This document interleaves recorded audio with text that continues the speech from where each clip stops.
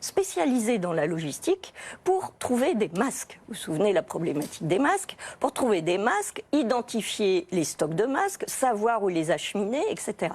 Et ça va encore plus loin. Le général Gallet, je ne sais pas si vous vous en souvenez, c'est lui qui était le chef des pompiers quand il y a eu l'incendie de Notre-Dame.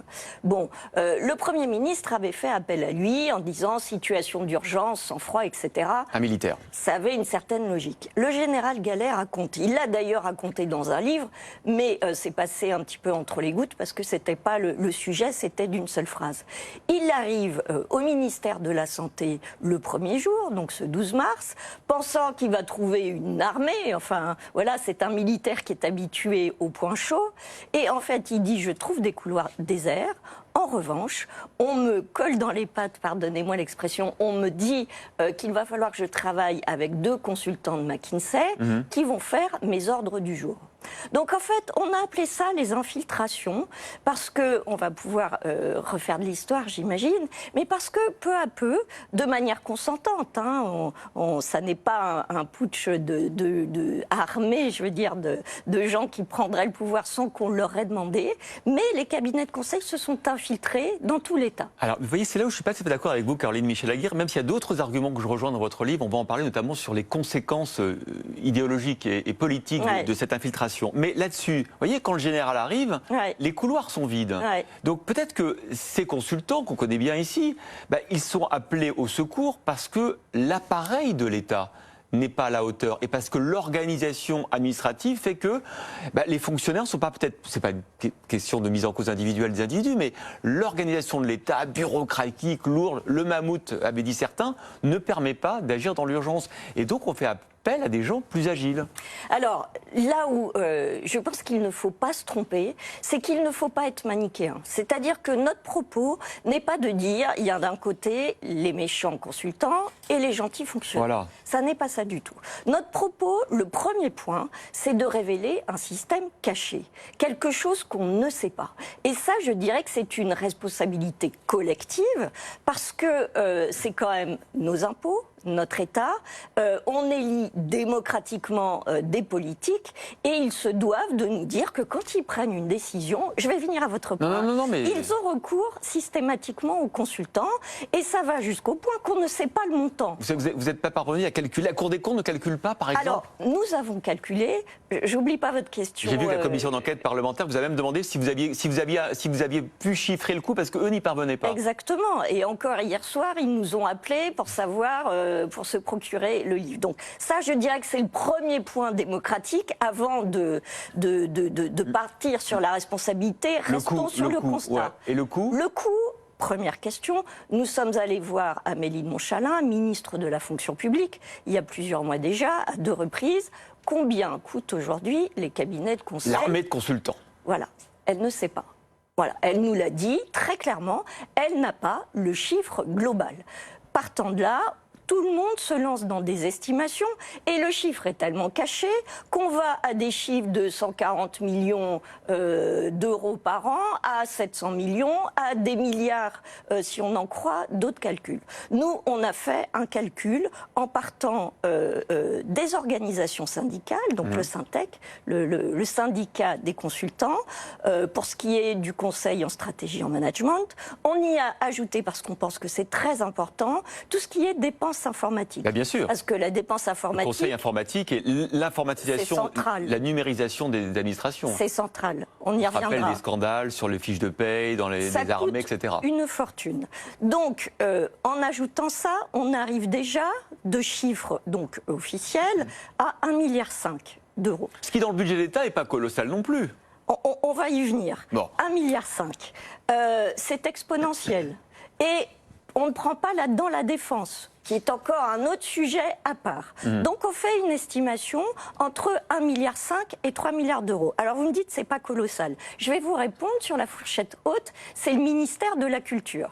Donc, en effet, ce n'est pas les 1000 milliards de budget de l'État, on est d'accord. Mais ce sont 3 milliards. Ce sont 3 milliards qui ne sont pas dits, qui ne sont pas contrôlés et qu'on estime, c'est-à-dire dont on n'est pas le montant. Donc je reviens à votre question, est-ce que ce sont les méchants consultants qui ont pris le pouvoir sans qu'on leur ait ouvert la porte?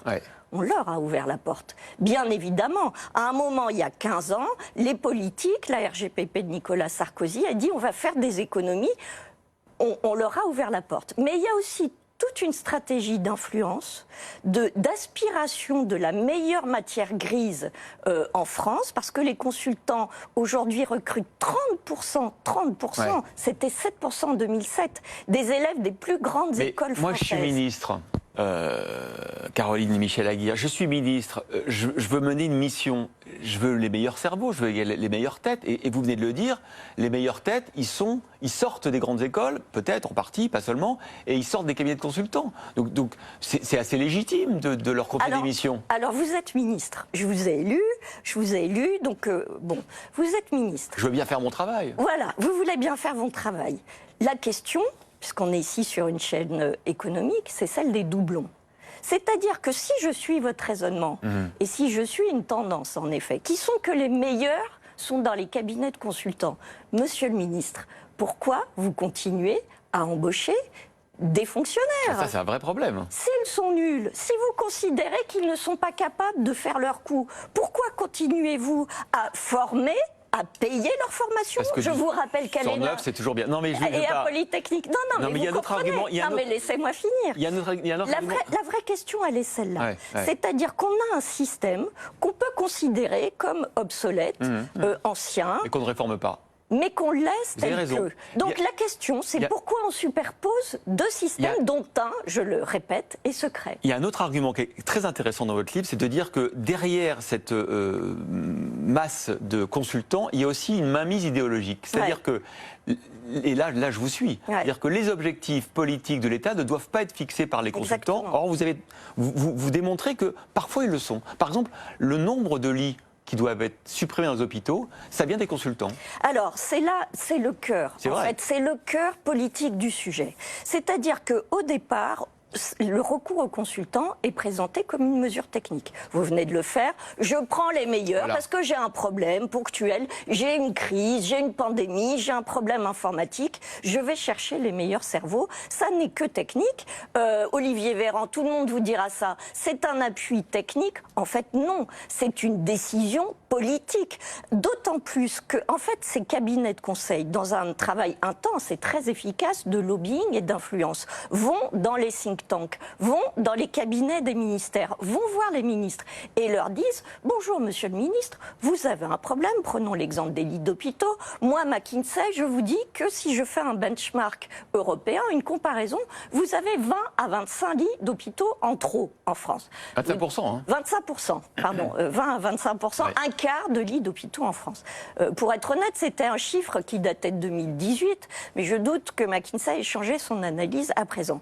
Donc vous êtes ministre, vous dites « Ah ben McKinsey, vous êtes très fort, vous êtes capable de me dire que j'ai un quart d'hôpitaux en France, comment je fais pour les supprimer ?» À ce moment-là, McKinsey, qui a diagnostiqué le problème, qui a dit « Monsieur le ministre, vous avez un problème », il vous apporte la solution. Il vous dit « Moi, je vous dis ce qu'il faut faire, c'est faire de la synergie, faire des fusions d'hôpitaux, faire des fusions de blocs opératoires et faire du reporting. » Résultat aujourd'hui, et ça personne n'en parle, on a plus d'administratifs aujourd'hui à l'hôpital que de soignants. Et ça, c'est le résultat de 15 ans de mainmise du consulting sur l'hôpital en particulier. C'est passionnant. Les infiltrés, comment les cabinets de conseil ont pris le contrôle de l'État? C'est votre thèse, Caroline Michel-Aguirre, avec Mathieu Aron. Merci d'avoir été là ce matin pour présenter ce livre. Et tout de suite, il est 8h30, c'est le journal de l'économie. Rendez-vous exceptionnel demain et vendredi. BFM Business poursuit son tour de France de la reprise. Nouvelle étape à Toulouse. La première chaîne d'infos économiques et financières prend ses quartiers dans la Ville Rose pour donner la parole aux acteurs économiques locaux. Chefs d'entreprise, élus locaux, partenaires institutionnels, venez à la rencontre de tous ceux qui font rayonner l'économie dans l'une des villes les plus dynamiques de France. Retrouvez Tech & Co dès demain et rendez-vous vendredi avec Good Morning Business, 60 minutes business et le grand journal de l'écho. Le Tour de France de la reprise en direct de Toulouse.